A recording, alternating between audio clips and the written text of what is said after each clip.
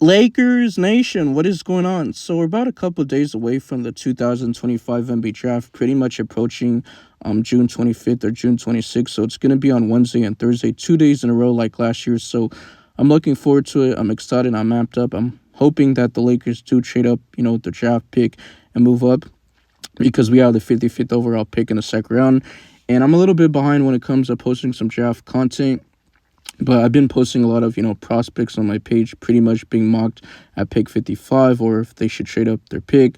I know the Lakers scouting department has worked out some prospects in the second round, especially at the Lakers facility or, the clutch, pro and stuff like that. But today only, I do want to talk about a specific player that does play the center position and they should look at in this year's NBA draft if they want to move up on, the boards and stuff like that.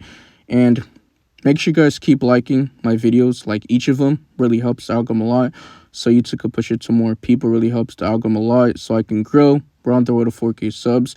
I'm going to be honest, guys. I haven't went a day without uploading. So I've been grinding. It just never stops. Make sure you guys turn on the notification bell as well if you guys want to stay updated. I do post 365 days. If you guys enjoy my content. And lastly, follow my socials if you guys want to stay connected with me. If you guys know who I am, my real name is Sheffield, so the links will be down in the description or either pinned in the comment section. Might even put in the bio. Might even be on there already, or might post it on the YouTube community tab or on the page. But I'm not going to waste too much time. Let's just get back into today's video. So we all know that the Lakers must fill the center position. Might be via, trade. We're not going to find a star level center, through, free agency. So most likely it's going to be a backup center. But the Lakers are trying to do a soft rebuild and trying to contend at the same time. And I already said this a bunch of times on my channel on this page that the Lakers really have to, pick a lane, a direction where they want to go with, because you can't do both.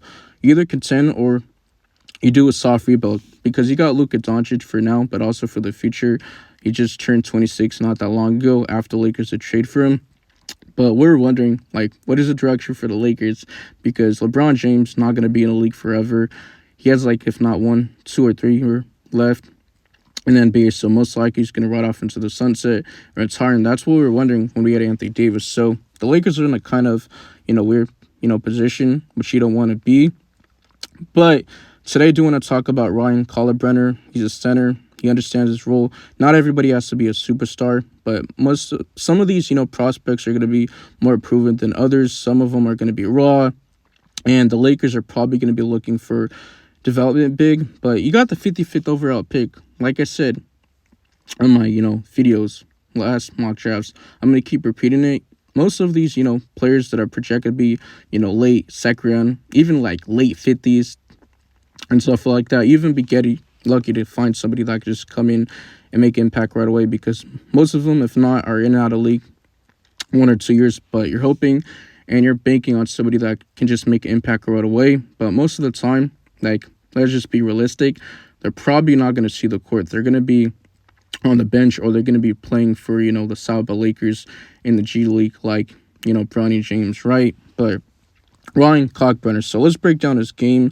He's from Creighton Blue Jays. He stands at 7'1", so he's very tall. Well, he's about 260 pounds, so he has a strength. He has a physicality. He has a ridiculous wingspan, standing at 7'6" and a 9'4" standing reach. So he's a fifth-year senior. He's 23 years of age, so he's a little bit older. He's seasoned, which the Lakers like, especially those players late first round or second round. But I'm going to look at his statistics for the 2024-25 season. So he did average around 19.2 points per game, shot 65.3% from the field and 34.4% from the three-point line, and also from, the free throw line at 68.1%. So must work on, and average around 8.7 rebounds, 1.5 assists, and 2.7 blocks. So this is the interesting part. So let's just break down his game. So Ryan Kalkbrenner, what does he bring to any team? He's one of the best shot blockers in college basketball. I mean, he was a defensive anchor for Creighton Blue Jays. He's elite rim protector. He's very good at, going up and challenging shots with his verticality. Does a great job of, defending without fouling, because there's certain players that just can't defend without fouling and are just too aggressive, which I don't mind. But when you're fouling and you can't do that, and you're trying to defend, that can just cost you games, especially if you're getting in foul trouble. I mean, for example, Jackson, sometimes he's just not disciplined. Like, he gets in foul trouble, right? There's, players like Jaren Jackson Jr. from the Memphis Grizzlies, defensive player of the year before, multiple All-Stars appearance. He had a very good season, but he gets in foul trouble a lot. You even got Karl-Anthony Towns, who was just traded from the Minnesota Timberwolves to the New York Knicks this past season. He gets in foul trouble, right? So that's just how I feel about certain, players, but he does do a great job with that fouling, Ryan Kalkbrenner, so salute to him. He could score on, Duncan's. He was like a force for Creighton's defense, like, the engine. So he has a nice motor. He's got a nice little hook. He could pretty much shoot the ball a little bit from, the perimeter a little bit. Has like a mid-range in his game, but does need to improve his outside shot. So something he must work on, but he can, catch lobs. He's a lob threat. He's such a good finisher in that pick and roll. He's good at going left, finishing off, the window, and good at finishing, at the rim, at the basket. Has a nice soft touch, and is the key, of his, offensive game. So that's very important. He does play with his head up and has a good understanding of the game. He understands his role. Like I said early in the video, not everybody has to be a superstar. These guys are going to contribute right away, but he does make the good reads off the short roll and does really a good job of passing out of the post. So he's a decent low post scorer, but I will say he does have decent mobility. Like, it's not great, but he might not have like the speed, agility, and ability to guard in space for, the NBA level. Can, really struggle to guard, quicker players, but he does need to add more strength. So that's definitely going to be a priority. But he does need to improve his face-up game, his playmaking skills. He could be too passive on, offense, too reluctant to, take shots and stuff like that. I mean, it's good to be unselfish at times, but you got to work on your game. You got to work on your craft and just be more consistent, work on your offensive game. That's something that he needs to, develop. But he does need to improve his, rebounding.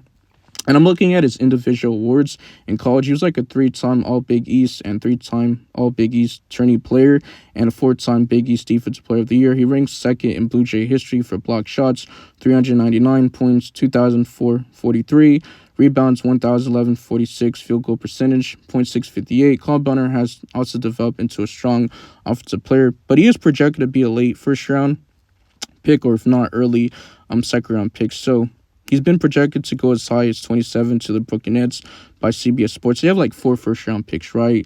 They have 8. They have, 19th, 26, and 27. So if the Lakers can trade for one of the picks, then why not? Because they're going to have to move up in the draft if they want to get Ryan Kalkbrenner.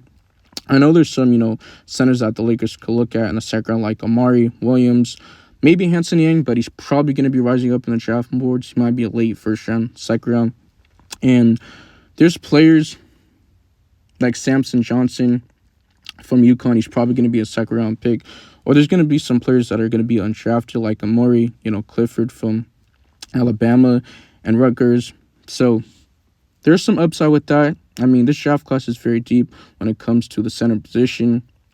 But he can go as low as to 42 to the Sacramento Kings by NBADraft.net. Sports Illustrated mock projects him to go to the Los Angeles Clippers at 30. Other projections include the 34th overall pick to the Charlotte Hornets by Bleacher Report and the 35th overall pick to the Philadelphia 76ers by ESPN. But let's just be honest, Ryan Kalkbrenner, he's going to play his role. Let's say Luka Doncic, he's going to probably say, just go to your spots. I'm going to find you wide open. All you have to do is just play your role, catch lobs, protect the rim, do the dirty work, and just rebound well and just defend. Just be your defense anchor, right? We're not coming here to ask you to drop, 20 and 10. It would be cool if he could do that. But you just got to be patient with these, raw prospects, or some of these guys are proven than others. But Luka Doncic, what he really likes to do is just dribble, drive, penetration, and just, get in the teeth of the defense, just throw the lob and have the defense collapse. Whereas LeBron James, he's a little bit different. I know the game is a little bit similar, but he likes to, just put his head down, drive, kicking out to the, open shooters and spread wide. But let me know in the comment section how you guys feel about Ryan Kalkbrenner, the fifth-year senior from Creighton Blue Jays. He has more experience. He is a volume, defender. He's a force. He's an interior. He's a wrecking ball. But, yeah, man, make sure you guys keep liking, sharing my videos. And also, last thing, comment down today's videos if there's any other draft prospects in mind you guys want to see me talk about.